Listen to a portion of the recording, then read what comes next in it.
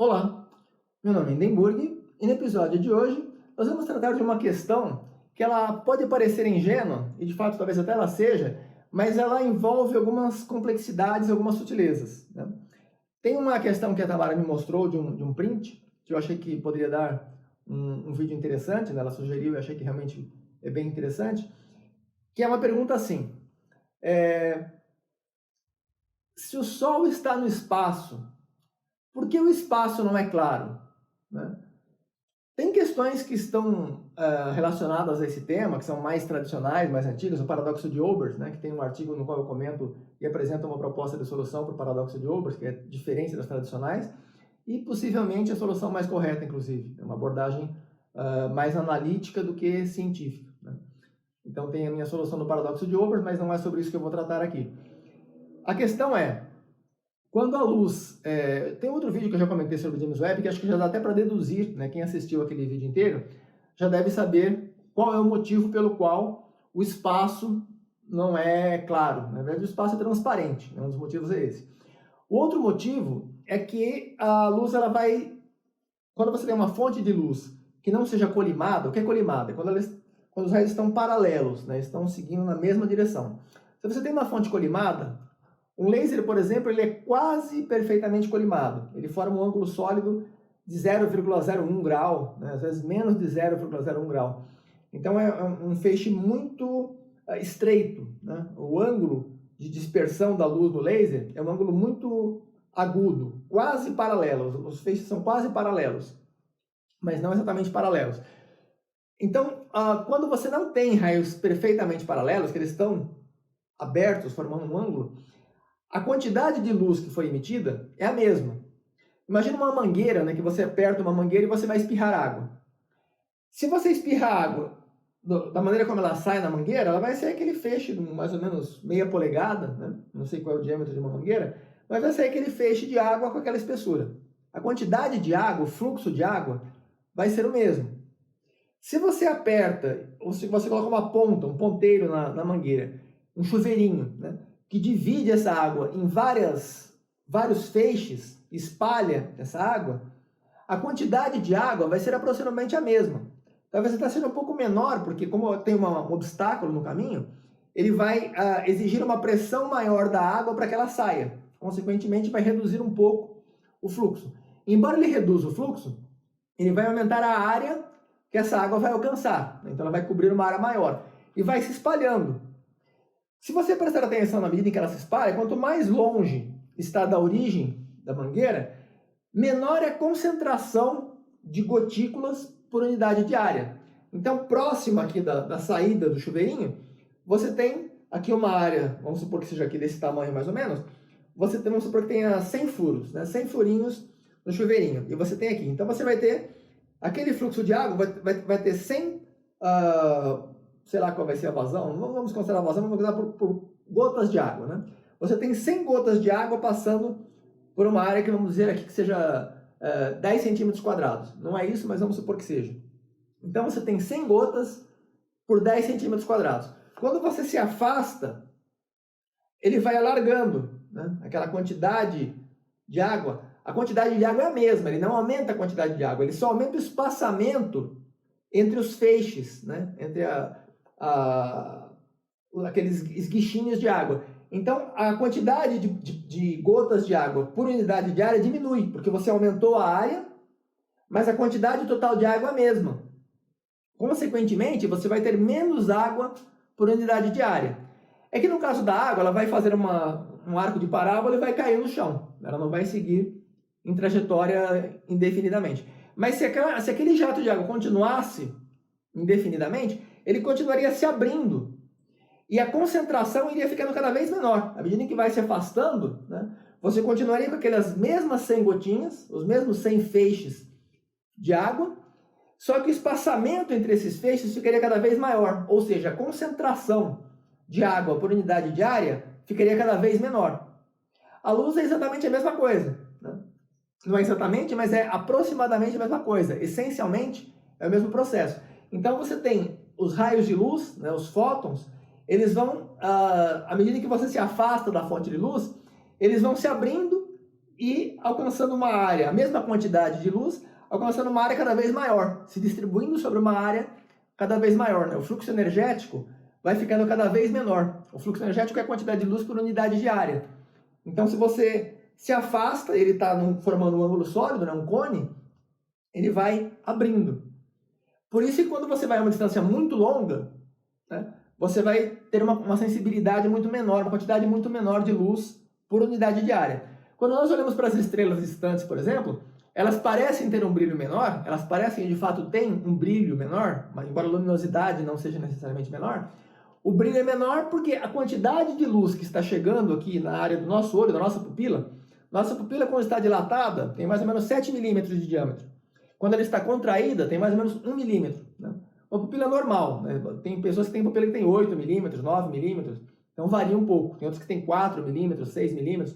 Então depende da idade. Né? Crianças mais jovens têm pupilas maiores e pessoas mais idosas vão ficando com a pupila cada vez menor, a pupila dilatada cada vez menor. E a pupila contraída geralmente permanece estável em torno de 1 milímetro. Então, o diâmetro da pupila determina a quantidade de fótons que vão chegar à retina. Quanto maior a pupila, mais fótons vão chegar à retina. Então, quando você olha para algum objeto, no caso para uma estrela, a quantidade de fótons que vai chegar à sua pupila vai ser a quantidade que vai atravessar aquela área, que é a área da sua pupila. Então, se a sua pupila tem 7 milímetros e você está a uma certa distância da estrela, e aquele feixe foi se abrindo, né? Os fótons foram se afastando uns dos outros, quando chegar na sua pupila, você vai ter uma quantidade pequena de fótons se a estrela estiver muito distante. Se ela estiver mais próxima, como no caso do Sol, a quantidade de fótons por unidade de área, né? Vamos fazer um desenho aqui do lado depois, não sei qual lado que vai ficar melhor. Vou colocar um desenho que vai se abrindo o feixe. Então, se você está a uma distância mais próxima da fonte de luz, aqui está a fonte de luz, se você está mais próximo, você vai ver uma quantidade maior de fótons chegando nessa região. Se você está a uma distância 2 vezes maior, você vai ter 1/4 da quantidade de fótons. 1/4 por quê? Você vai estar medindo em dois eixos, né? Na vertical e na horizontal, ou sejam lá quais forem os dois eixos que você vai estar considerando. Um eixo é o da distância, né? Os outros dois eixos são os que vão formar a área em que os fótons vão estar incidindo. Consequentemente, você vai ter uma perda de quantidade de luz por unidade de área e de sensibilidade que você vai ter à luz que está chegando. Então, por isso, quando você se afasta, né, você considera objetos muito distantes do Sol, a luz que vai chegar naquela região vai ser muito menor. Então, um dos motivos pelos quais o espaço é escuro é esse. Não é que ele é escuro, ele é transparente. Né? O outro motivo, justamente por ser transparente, ele não vai refletir luz, não tem anteparos que reflitam a luz. O próprio espaço, a luz atravessa o espaço. Desde a era do acoplamento, né, 380 mil anos depois do Big Bang. Antes disso, a densidade era muito grande, né, então não vou entrar em detalhes do Big Bang, mas antes da era do acoplamento, o universo não era transparente à luz visível. Ele era transparente a outros comprimentos de onda, outros tipos de radiação, mas não à luz visível. Consequentemente, mesmo que nós existíssemos naquela época, que a temperatura possibilitasse a existência de vida, também a temperatura era muito alta, mas se fosse possível existir vida naquela época, nós não conseguiríamos enxergar nada que houvesse a uma certa distância, porque haveria a opacidade à luz visível. Então, de forma resumida, né, esse é o motivo pelo qual o espaço é transparente, nós não enxergamos espaço porque ele não é um anteparo, porque a luz atravessa o espaço, ela não se reflete no espaço. Quando há anteparos, quando há objetos reflexivos, nos quais a luz incide e é refletida, ou que ela é refratada ou deflexionada, que ela sofre algum desvio, aí nós enxergamos a fonte de luz refletida ou refratada ou deflexionada naquele objeto. Né? No caso, pode ser...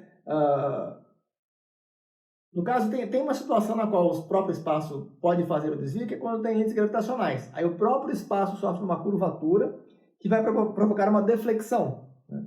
Mas é um caso específico e relativamente raro, muito específico, de uma alta concentração de massa. Né? Em condições normais, nós observamos quando tem uma reflexão, ou uma refração, ou uma deflexão por motivos relacionados à presença de um corpo no espaço, não do próprio espaço. Só quando há uma lente gravitacional, até onde nós sabemos, é que acontece uma deflexão da luz, sem que haja a presença de um corpo. Se bem que a deflexão da luz ela não está diretamente incidindo sobre o corpo, mas ela está atravessando um campo produzido por aquele corpo. Então, mesmo assim, indiretamente, você tem um corpo que está provocando aquela deflexão. Não é o próprio espaço que produz aquela deflexão. O espaço em si, aparentemente, ele tem um comportamento muito semelhante a um espaço minkowskiano, né? Ele só tem um comportamento de curvatura, ele só gera uma curvatura na presença de uma massa, na presença de um campo, que pode ser não necessariamente uma massa, mas geralmente é uma massa que produz uma curvatura do espaço. E como consequência isso pode levar a uma deflexão. Ou a reflexão, que quando você incide, né, qualquer superfície, se você olha uma maçã, quando você olha uma maçã, você vai ver a luz da fonte, que foi a lâmpada, o sol, seja lá qual for, a luz incidiu sobre a maçã e refletiu até a sua retina. E aí você está enxergando a luz que veio de uma fonte e refletiu no seu olho. Tanto é que se você botar um laser verde numa maçã vermelha, como a maçã ela reflete um pouco de verde, mas o laser verde ele não tem nada de luz vermelha, então ele não vai iluminar com luz vermelha, você não vai enxergar a maçã vermelha, você vai enxergar a maçã verde, né? Você vai enxergar a maçã verde, embora a maçã reflita também verde, reflita também vermelho, mais vermelho do que verde. Mas a quantidade que está chegando de verde é muito grande e de vermelho é praticamente nenhuma. Se a maçã fosse exclusivamente vermelha, você tem alguns óculos para laser verde, por exemplo, que eles têm uma superfície vermelha. Ele não tem... A maçã tem várias cores, né? Ela reflete em várias cores, inclusive vermelho e predominantemente vermelho. Mas também reflete no verde, no amarelo, no azul, né? Se você iluminar uma maçã com laser azul, ela vai refletir luz azul, porque ela reflete um pouco de azul também, muito pouco. Mas se a única fonte de luz que estiver incidindo for azul, ela não tem opção, ela vai refletir o azul, porque é a única luz que está incidindo sobre ela, tá? Então, no caso, se você tem uma maçã e você faz incidir o laser verde, ela vai refletir o verde, porque é o que está incidindo sobre ela. Agora, se fosse um óculos vermelho ou uma superfície vermelha, monocromática vermelha, e não que a predominância fosse no vermelho. Se você tem uma superfície monocromática ou com muito estreita no vermelho, porque no caso o monocromático nem existe. O próprio laser, por exemplo, eles falam que o laser é monocromático, mas não existe luz monocromática. Ele é muito estreita, a dispersão da luz em torno do 532 nanômetros, por exemplo, ela fica de 530, 99,99% da luz fica entre 530 e 534 nanômetros, né? Então, tem uma certa amplitude de distribuição da luz verde. E mesmo se você for afastando, até chegar no 510, no 480, então você vai se afastando e continua emitindo luz em outros comprimentos de onda, mas só que uma porcentagem cada vez menor. E chega em regiões que a porcentagem é tão baixa, né, menos de 0,00001%, então você não consegue sentir, né, o olho não tem sensibilidade suficiente para detectar, mas a luz está lá, né? Então, no caso da maçã eu já troquei pela superfície vermelha, né? Então você tem uma superfície monocromática vermelha. E você faz incidir a luz verde, aí vai ficar preto. Aí você não vai enxergar nada, porque ela só reflete vermelho e a única luz incidente é verde. Então essa luz verde vai ser absorvida, vai aquecer aquela superfície, ela vai ser aquecida, mas não vai refletir nada, porque ela não reflete, né? Ela não reflete verde, ela só reflete vermelho. E a única luz que está chegando é verde, então ela não reflete nada, vai ficar preto. Se você olhar lá, ela vai ficar escura. Depois de um certo tempo, se você incidir muita luz verde e você aquecer muito aquela superfície, ela ultrapassar um certo limite, ela vai começar a emitir com um ferro, por exemplo. Você tem uma placa de ferro, né? Você faz incidir uma luz no ferro até que a temperatura chegue a 600 graus Celsius, 700 graus Celsius.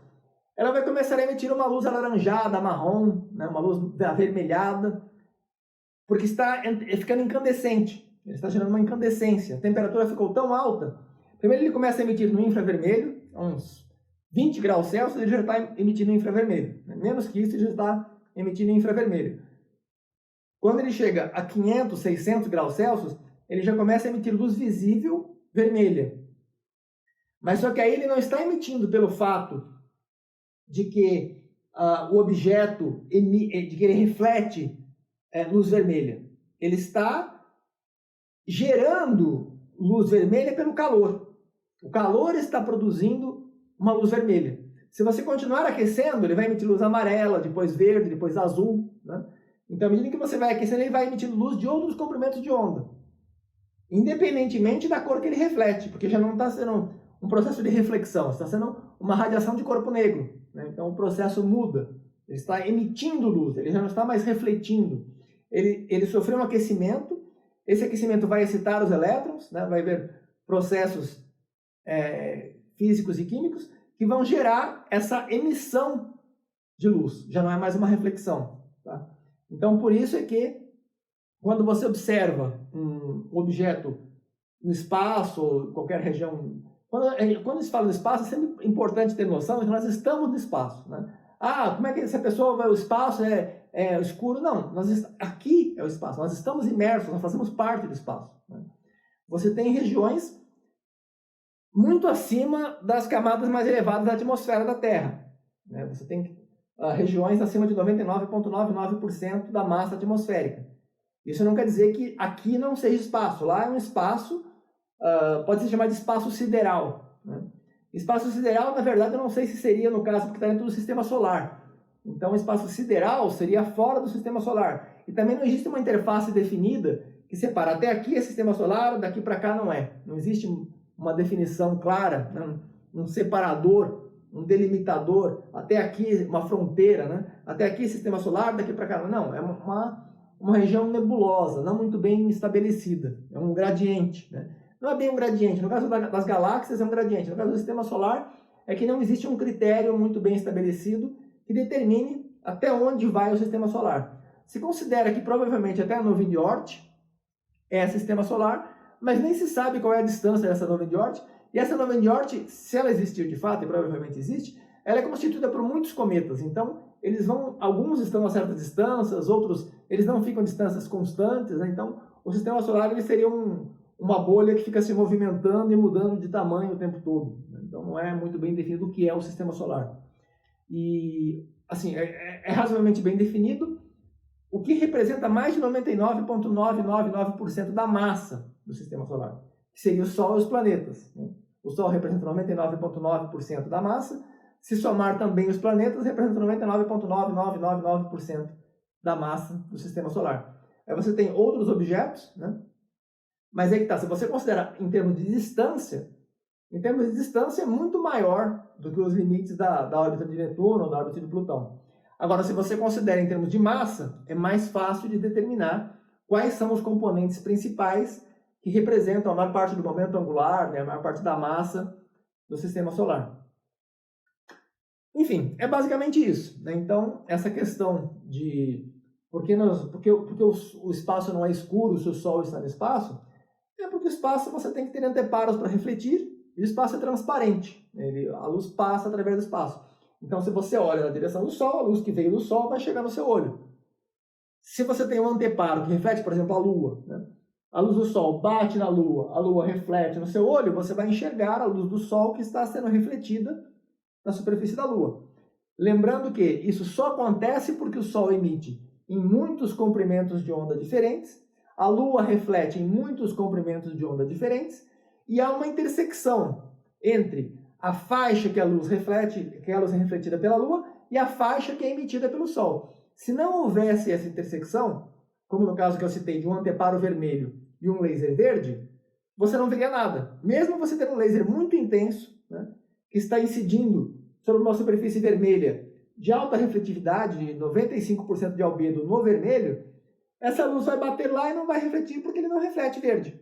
Ele só reflete vermelho. Só vai emitir luz depois de um certo aquecimento, um certo nível de aquecimento.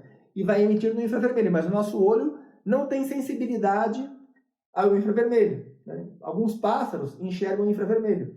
Algumas mulheres enxergam um pouco, né, no infravermelho e no ultravioleta. Elas têm um espectro de visão um pouco mais largo que os homens, né? Então elas enxergam um pouco, tem um pouco mais de sensibilidade à luz, tanto infravermelha quanto ultravioleta. E também todos os comprimentos de onda intermediários, né?